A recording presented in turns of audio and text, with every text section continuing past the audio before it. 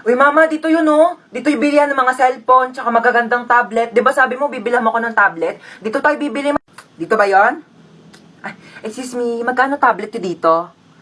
10,000? Yung pinakamura. 10,000 talaga? Naku po, ano bang klaseng tablet yan pagkamahal-mahal? Nakakapaglinis ba yan? Nakakapagluto? Nakakapagsaing? Ay, hindi na. May alam ako dito, bilihan ng murang tablet. Doon na tayo, huwag tayo dito masyado mahal. Tara na.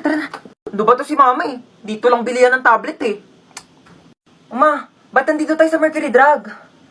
Ha?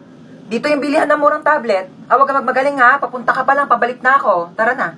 Thank you. O, ito na yung tablet mo. Dalawa pa to. 20 pesos lang dun sa isa, 10,000. O. Maano to?